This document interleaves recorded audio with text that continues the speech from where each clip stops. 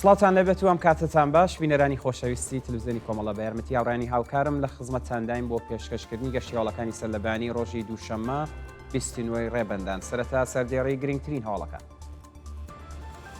کۆبوونەوەی خانەنشینکراوانی تامینی نیشتیمایی لە کرماشان و چەند شاری ئێران، برینداربوونی 6 کرێکار لە معدەنی بەردی خەڵوزی گیلانغەر، ئازادی بەفرین مەحموودی لە زیندانی ورمێ، خۆپیشاندانی خوێندکاران لە زانکۆکانی تاران و تەربیەت مدەڕس، مانگرتنی پەرستاران و کادری دەرمان لە نەخۆشخانەی میلادی تاران، بەیاننامەی کانونی نووسەرانی ئێران دژ بە سزای سێدارە و چالاکی ئێرانیانی ئازادیخوازی دەرەوەی وڵات دژ بە کۆماری ئیسلامی.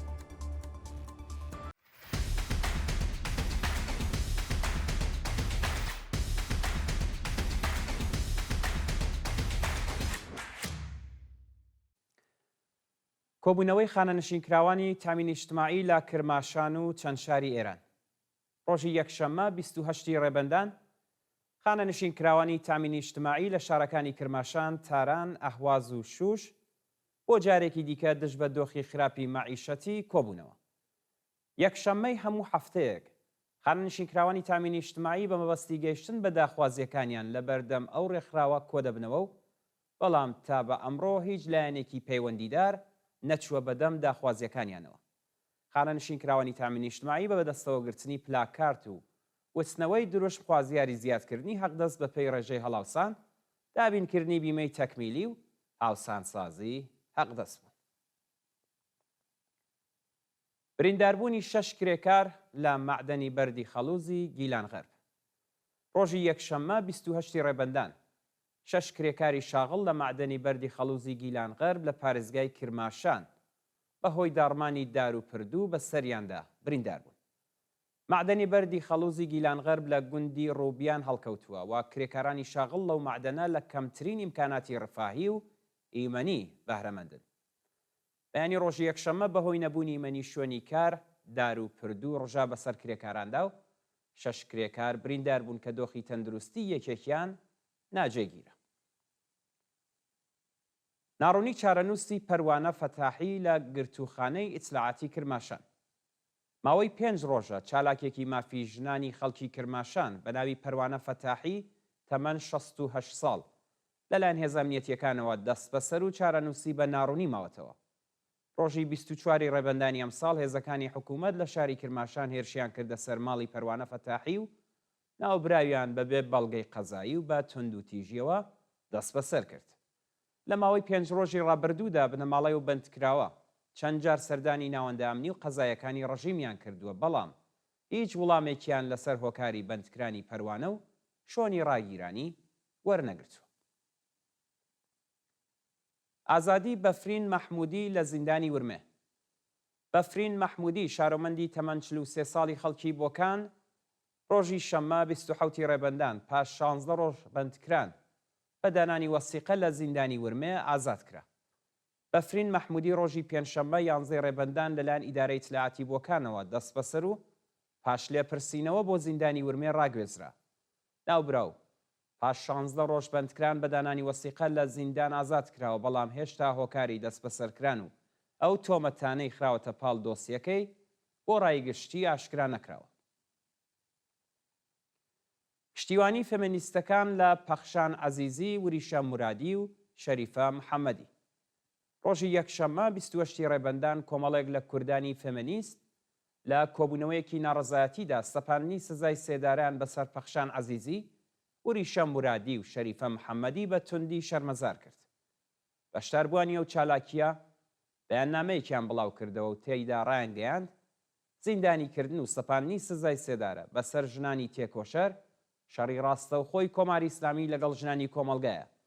پەخشان عەزیزی، وریشە مورادی و شەریفە محەممەدی هیچ تاوانێکیان ئەنجام نەداوە، بەرگریان لە مافی مرۆڤ و دادپەروەری کردووە. کۆماری ئیسلامی ئەبێ بە زووترین کات سزاکانیان هەڵوەشێنێتەوە و ئازادیان بکات.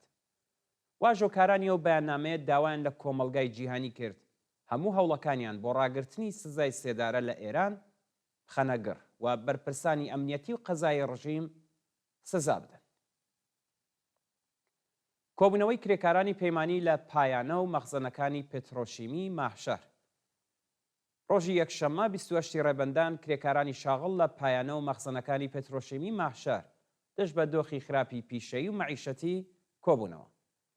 کرێکارانی پەیمانی بەشدار لەو کۆبوونەوە خوازیاری زیادکردنی حەقدەست وەلانانی جیاوازی، بەکردەوە دەرهاتنی گەڵاڵەی ڕیزبەندی پیشەکان، پێدانی ئیزافەکاری و سەختی کار، دابینکردنی بیمەی دەرمانی کارامە و ئیمکاناتی ڕفاهی، بەڕێوەچوونی یاسای 14 ڕۆژکار، 14 ڕۆژ پشودان و کۆتایی هێنان بە دەستێوەردانەکانی دەوڵەت لە سندوقی خانەنشینی کرێکارانی سەنعەتی نەوت بوون. خۆپیشاندانی خوێندکاران لە زانکۆکانی تاران و تەربیەت مدەڕس. ڕۆژی یەکشەممە 28 ڕێبەندان خوێندکارانی کۆلێژی هونەر لە زانکۆی تاران و خوێندکارانی زانکۆی تەربیەت مدەڕس دەست بە نەبوونی ئەمنیەت و کوژرانی ئەمیر محەممەد خالقی خۆپیشاندانیان کرد. ڕۆژی پێنجشەممە 25 ڕێبەندان ئەمیر محەممەد خالقی لە نزیک خابگای زانکۆی تاران لەلایەن دوو هێرشبەرەوە بە چەقۆ کوژراوە. بڵاوبوونەوەی ئەو هەواڵە شەپۆلێک لە ناڕزایەتی بە دوای خۆی داهێنا. باوەی 3 ڕۆژە خوێندکارانی زانکۆی تاران دەست بە نەبوونی ئەمنیەت لە کۆمەلگا هەروەها ئەمنیەتیکردنی زانکۆ لەلایەن حراست و لیباس شەخسیەکانی حکوومەت خۆپیشاندان دەکەن، بەڵام داخوازیەکانیان لەلایەن حکوومەتەوە بێوەڵام ماوەتەوە. ناڕزایەتی کرێکارانی ئەبنیەی فەنی لە ڕێگەی ئاسنی قۆم. ڕۆژی یەکشەممە 28 ڕێبەندان کرێکارانی شاغڵ لە بەشی ئەبنیەی فەنی ڕێگەی ئاسنی قۆم لە ئاسنەدانی داخوازیەکانیان ناڕزایەتیان دەربڕی. کرێکاران لە ئاسنەدانی حەقدەست ناڕازین و بە کۆبوونەوە لە ناوەندی شرکەت خوازیاری زیادکردنی حەقدەست، تەزمینی ئەمنیەتی پیشەیی، پەرداختی ئیزافەکاری، پاداشت، سەنەوات و جێژنانە بوون. بە وتەی کرێکاران گرانی خزمەتگوزاریە پزیشکیەکان و ناکارامەیی بیمەی تامینی اجتماعی کێشەی بۆ سازکردون و ناتوانن سەردانی ناوەندە دەرمانیەکان بکەن. بانگرتنی پەرستاران و کادری دەرمان لە نەخۆشخانەی میلادی تاران. پەرستاران و کادری دەرمانی نەخۆشخانەی میلادی تاران ڕۆژی یەکشەممە 28 ڕێبەندان بۆ جارێکی دیکە دەست بە دۆخی خراپی پیشەیی و مەعیشەتی دەستیان لە کارکێشاوەتەوە و کۆبوونەوە.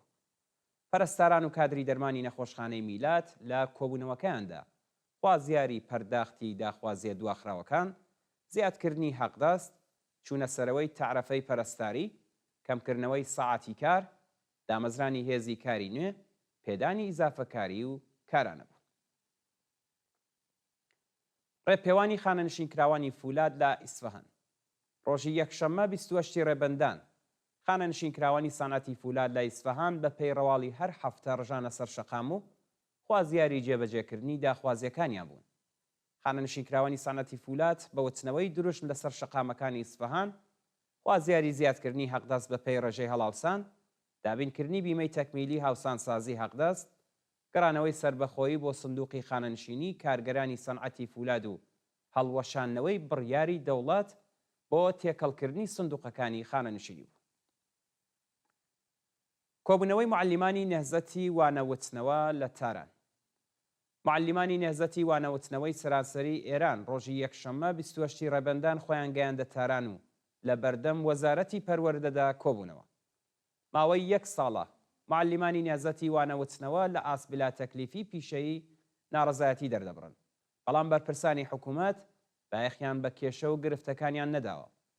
معلمانی نەهزەت خوازیاری گۆڕانی دۆخی پیشەیی، وەلانانی جیاوازی، دامەزران بە شێوەی فەرمی لە ئامۆزش و پەروەرش، پێدانی بیمەی تەکمیلی، هاوسانسازی حەقدەست و بەهرەمەندبوون لە مەزایای مامۆستایانی فەرهەنگی بوون. بەیاننامەی کانونی نووسەرانی ئێران دژ بە سزای سێدارە. کانونی نووسەرانی ئێران ڕۆژی شەممە 27 ڕێبەندان لە بەیاننامەیەکدا ڕوو لە کۆماری ئیسلامی ڕایانگەیاند گەردونەی وەحشەت و نەفرەت ڕابگرن و چیتر کەس لە سێدارە مەدەن. نووسەرانی ئێران لە بەیاننامەکەیاندا ئاماژەیان بە ئەگەری لە سێدارەدانی پەخشان عەزیزی، وریشە مورادی، شەریفە محەممەدی، پژمان سوڵتانی، مەنوچێر فەلاح، بێهروز ئێحسانی و مهدی حەسەنی کرد و ڕایانگەیاند ڕەوەندی دادگاییکردنیە و بەندکراوانە ناڕوون و نادادپەروەرانە بووە و لە دەستڕاگەیشتن بە پارێزەر بێبەش بوون، بەو بۆنەوە حکومەکانیان نایاساییە و ئەبێ هەڵوەشێتەوە. کۆماری ئیسلامی لە سەرەتای بەدەسەڵات گەیشتنیەوە پەتی سێدارەی وەکو ئامرازێک بۆ سەرکوتی کۆمەلگا بەکارهێناوە، بەڵام هەوڵەکانی شکستی هێناوە و کۆمەڵگا وشیارتر بووە و بۆ گەیشتن بە مافەکانی درێژەی بە خەباتداوە. دەست بە سەرکردنی سێ هاوڵاتی لە دێهدەشت. ڕۆژی شەممە 27 ڕێبەندان سێ هاوڵاتی دیکەی خەڵکی شارستانی دێهدەشت بە ناوەکانی شەهرام نورانیان، شەهریار حشمەت نەسەب و ڕەزا یەگانە لەلایەن هێزە ئەمنیەتیەکانی حکوومەتەوە دەست بەسەر کرا. بە پێی راپۆرتی کانونی مافی مرۆڤی ئێران لە ماوەی سێ شەو خۆپیشاندانی خەڵکی شارستانی دێهدەشت لە پارێزگای کۆهگۆلیە و بۆی ڕەحمەت زیاتر لە 23 کەس دەست بەسەر کراون. بەشێک لە بەندکراوان ڕەوانەی زیندانی یاسووچ کراون و چارەنووسی ژمارەیەکیان نادیارە و بنەماڵەکانیان نیگەرانی دۆخی تەندروستیان. دو هەڵمان سەبارەتە بە چالاکی ئێرانیانی ئازادی خوازی دەرەوەی وڵات دەست بە کۆماری ئیسلامی.